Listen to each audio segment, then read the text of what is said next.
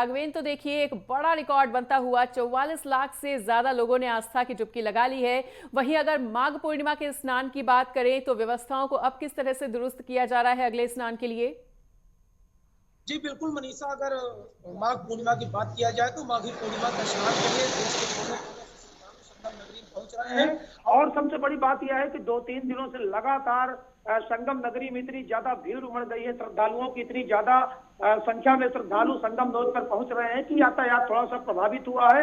इसीलिए प्रयागराज जिले को जोड़ने वाले जितने भी मार्ग हैं, 8 मार्गों से जो भी यहाँ पर गाड़ियां आती हैं, जो भी वाहन आते हैं, जिसमें श्रद्धालु आते हैं, लगभग 25 किलोमीटर दूरी तक सारे वाहनों को पार कर दिया गया है, रोक दिया गया है। पूरी तरह से जो है प्रयागराज एक प्रकार से कहिए कि ठप पड़ चुका है।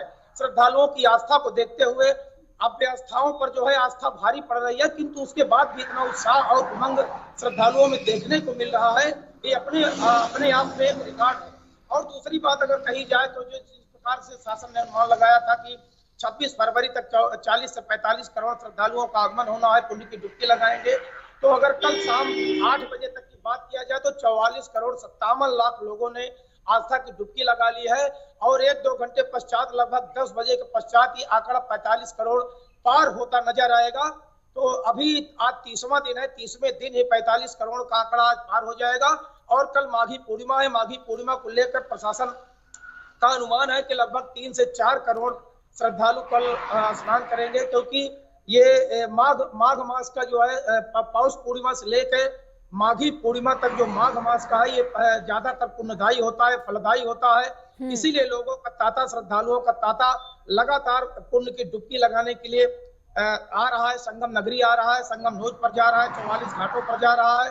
तो सुबह से लेकर शाम तक, ब्रह्म मुहूर्त से लेकर शाम तक लगातार श्रद्धालु संगम में पुण्य की डुबकी लगा रहे हैं। अगर बात किया जाए यातायात प्रबंधन की, भीड़ प्रबंधन की, तो उसके लिए भी कड़े इंतजाम किए गए हैं। सारे भारी जो वाहन है, जो 4 पहिया वाहन है, उनका प्रवेश निषेध कर दिया गया है। पूरे मेला क्षेत्र को नो व्हीकल जोन घोषित कर दिया गया है। साथ ही बढ़ती भीड़ को देखकर, यातायात अव्यवस्था को देखते हुए योगी सरकार ने बड़े अफसरों को यहाँ भेजा है। कल ही अमिताभ जो प्रमुख है एसडीएफ के, उनको भी यहाँ पर भेजा गया है। यहाँ की व्यवस्था दुरुस्त करने के लिए रेलवे स्टेशनों, बस अड्डों तक इतनी ज्यादा भीड़ उमड़ पड़ी है, इतनी ज्यादा भीड़ आ गई है कि रेलवे प्रशासन भी पूरी तरह से सतर्क है। कल एक खबर चली थी कि सारे स्टेशन बंद कर दिए गए हैं, जितने भी प्रयागराज जंक्शन से लेकर नैनी जंक्शन से लेकर सारे स्टेशनों को बंद कर दिया गया है 14 फरवरी तक। किंतु बाद में अश्विनी वैष्णव जी और जो डीआरएम ने सीधे जो है रूबरू होते हुए जनता से उन्होंने एक व्याख्यान जारी किया, वक्तव्य जारी किया कि केवल संगम प्रयागराज स्टेशन को बंद किया गया है 14 फरवरी तक, क्योंकि संगम स्टेशन जो है बिल्कुल नजदीक है, संगम नोज के बिल्कुल नजदीक है। वहां पर इतनी भारी मात्रा में भीड़ हो गई थी, इतना ज्यादा भीड़ बढ़ गई थी कि केवल उसको बंद किया गया। और जो 7 स्टेशन है, नैनी है, चिवकी है, फाफा मऊ है, सुबेदारगंज है, प्रयाग जंक्शन है, उनको पूरी तरह से खोल दिया गया है। जो मेला स्पेशल जो ट्रेनें चल रही है लगातार अबाध रूप से चल रही हैं। तो श्रद्धालुओं का आगमन लगातार हो रहा है। कल माघी पूर्णिमा में पुण्य की डुबकी लगाने के लिए श्रद्धालु लगातार संगम नोद पहुंच रहे हैं। और पुलिस व्यवस्था, प्रशासनिक व्यवस्था, यातायात व्यवस्था पूरी तरह से चुस्त दुरुस्त रख ली गई है। हालांकि 20-25 किलोमीटर तक वाहनों का प्रवेश रोक दिया गया है, निषेध कर दिया गया है, क्योंकि इतनी ज्यादा संख्या में वाहन भी आ रहे हैं, भीड़ भी आ रही है। उसको देखते हुए प्रशासन पूरी तरह से सतर्क है। और प्रशासन लगातार अनाउंस के माध्यम से लगातार निवेदन कर रही है श्रद्धालुओं से कि जो पार्किंग स्थल बनाए गए हैं, जो 8 मार्ग बनाए गए हैं, लखनऊ कानपुर मार्ग हो अथवा दिल्ली मार्ग हो अथवा मिर्जापुर हाईवे मार्ग हो या चित्रकूट रीवा मार्ग हो, जितने भी 8 मार्गों से प्रयागराज शहर में वाहन एंट्री करते हैं, श्रद्धालु आते हैं, उनके लिए वाहन पार्किंग की अलग व्यवस्थाएं की गई हैं।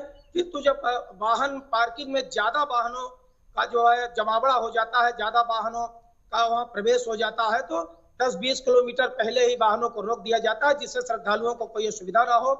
सुविधा पूर्वक को पुण्य की डुबकी लगाएं, आस्था की डुबकी लगाएं, उसके पश्चात अपने गंतव्य स्थल तक जाएं। जी मनीष। बिल्कुल राघवेंद्र, तो देखिए अगर माघ पूर्णिमा पर स्नान की बात करें तो क्या उम्मीद जताई जा रही है कि लगभग कितनी बड़ी संख्या में श्रद्धालुओं के पहुंचने की उम्मीद माघ पूर्णिमा के दिन?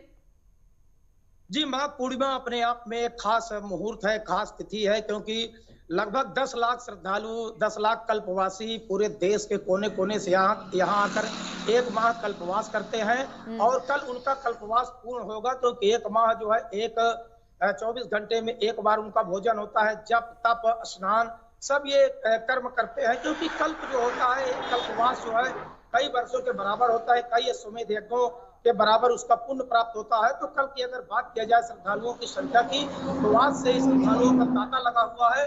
प्रशासन का अनुमान है कि कल 3 से 4 करोड़ श्रद्धालु माघी पूर्णिमा पर संगम में पुण्य की डुबकी लगाएंगे और जो वहां पर कल्पवासी है उनका भी कल 1 माह का कल्पवास पूर्ण होगा। वो सैया दान करेंगे, जब तक करने के साथ साथ भंडारों का आयोजन करेंगे, पुण्य दान करेंगे। दान पुण्य के साथ साथ उनका भी आगमन होगा, अपने घरों की ओर आगमन होगा। तो संख्या की अगर बात किया जाए तो 3 से 4 करोड़ श्रद्धालु कल पुण्य की डुबकी लगाएंगे। इसीलिए देश के कोने कोने से लोग पहुंच रहे हैं। 26 फरवरी का इंतजार नहीं कर रहे हैं कि कल जो है माघ समाप्त हो जाएगा और माघ मास का एक विशेष महत्व है। इसलिए ये चीज विचार में रख के श्रद्धालु पहुंच रहे हैं कि माघी पूर्णिमा का स्नान करें। जो मौनी अमावस्या पर नहीं पहुंच पाए हैं, जो बसंत पंचमी पर स्नान नहीं कर पाए हैं, अथवा जो खिचड़ी के दिन स्नान नहीं कर पाए हैं, वो माघी पूर्णिमा में पुण्य की डुबकी लगाने के लिए आतुर हैं। इसीलिए देश के कोने कोने से लोग पहुंच रहे हैं। वाहनों का भी पूरी तरह से यहाँ पर जमावड़ा देखा जा रहा है।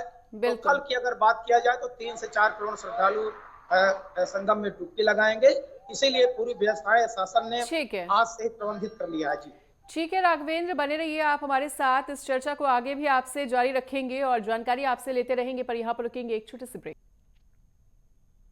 ब्रेक के बाद स्वागत है। और जैसा कि लगातार चर्चा चल रही है महाकुंभ को लेकर, एक बार फिर से राघवेंद्र आपके पास आते हुए। राघवेंद्र, तो देखिए जैसा कि आपने जिक्र किया है कि कल माघ पूर्णिमा के मौके पर 3 से 4 करोड़ श्रद्धालुओं के पहुंचने की उम्मीद है।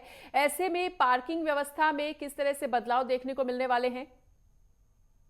जी, अगर पार्किंग व्यवस्था की बात किया जाए, क्योंकि श्रद्धालुओं की इतनी संख्या वहां पहुंच रही है, साथ ही साथ जो लोग अपने वाहनों से पहुंच रहे हैं, 4 व्हीलर वाहनों से पहुंच रहे हैं, परिवार सहित पहुंच रहे हैं, तो उसके लिए शासन ने पूरी तरह से एक समुचित व्यवस्था, एक प्लान तैयार करके रखा है यातायात प्रबंधन के लिए। तो जितने भी मार्ग बनाए गए हैं संगम नगरी में पहुंचने के लिए, उन मार्गों के बाहर जो है पार्किंग व्यवस्थाएं किया गया है। रीवा और चित्रकूट से जो भी वाहन जाएंगे उनको जो है मामा भांजे के तालाब के बगल में जो बड़ा पार्किंग एरिया बनाया गया वहां पर रोका जाएगा। महेबा में जो पार्किंग स्थल बनाया गया उसको रोका जाएगा।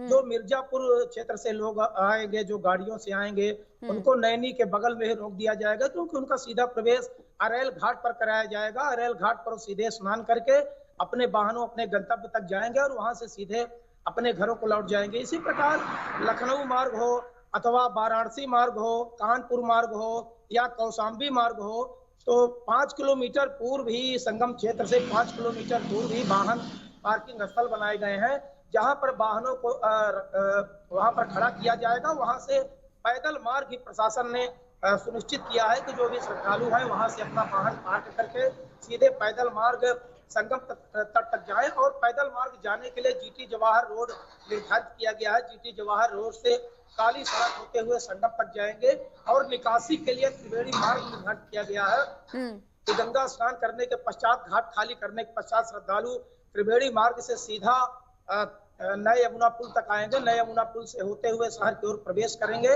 और जो नए यमुना पुल से नैनी क्षेत्र जाएगा, जो चित्रकूट मार्ग जाएगा, उधर वो अपने गंतव्य स्थल तक जाएगा। तो वाहन पार्किंग जो व्यवस्था किया गया है पूरी तरह समुचित है। लेकिन एक समस्या ये प्रशासन के सामने उमड़ कर सामने आ रही है, 3-4 दिनों से लगातार आ रही है। इतनी ज्यादा भारी मात्रा में वाहनों का वहां पर प्रवेश हो गया है, इतनी भारी मात्रा में लोग वाहनों से आ रहे हैं कि जितने भी पार्क स्थल बनाए गए हैं, जितने भी पार्किंग एरिया बनाए गए, वहां पर पूरी तरह से खचाखच वाहनों का प्रवेश हो चुका है। इसीलिए बाहर भी 5-10 किलोमीटर बाहर भी अस्थायी वाहन पार्किंग बनाई गई है वाहनों को पार्क करने के लिए। और वहां से 10 किलोमीटर जहां वाहन खड़ा होगा वहां से श्रद्धालु पैदल ही संगम तक जाएंगे।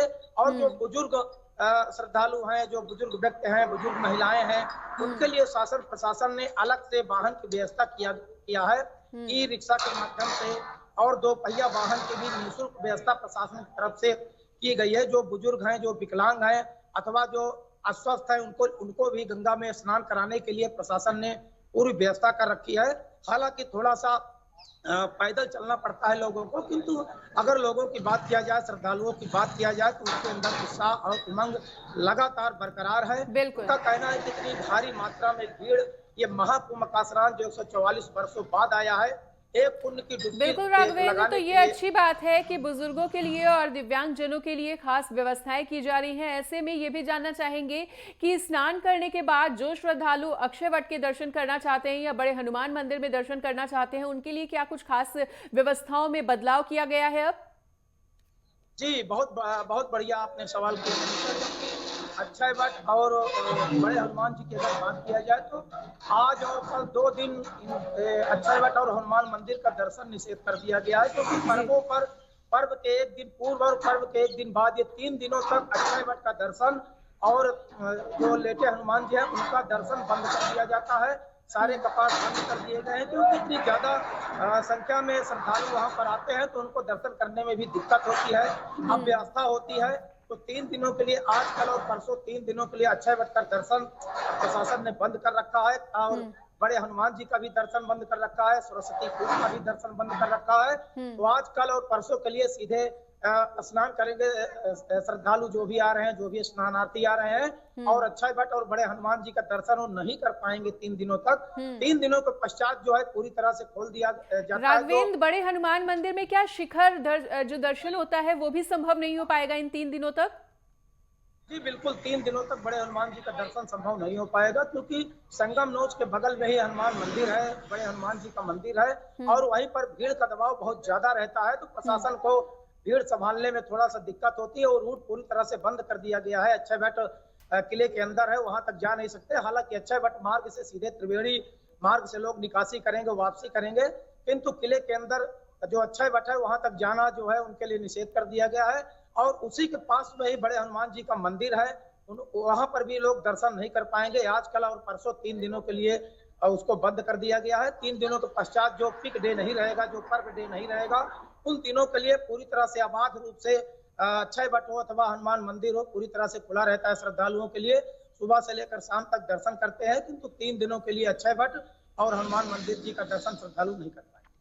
बिल्कुल राघवेंद्र, तो कहा जा रहा है कि देखिए मौनी अमावस्या के बाद बसंत पंचमी पर भी स्नान हुआ था, लेकिन अब इस स्नान को लेकर कहा जा रहा है कि मौनी अमावस्या के बाद जो दुर्लभ संयोग है वो कल माघ पूर्णिमा के दिन ही है, और ऐसे में श्रद्धालुओं के बहुत बड़ी संख्या में पहुंचने की उम्मीद जताई जा रही है। ऐसे में जो कल श्रद्धालु पहुंचने वाले हैं या जो आज शाम से ही श्रद्धालु पहुंच जाएंगे, उनके लिए खास एडवाइजरी क्या कुछ जारी की गई है प्रशासन की तरफ से? जी, अगर मौनी अमावस्या के बाद की बात किया जाए, तो योगी सरकार पूरी तरह से सतर्क है, चुस्त दुरुस्त है, व्यवस्थाओं को लेकर पूरी तरह से चौकन्नी है।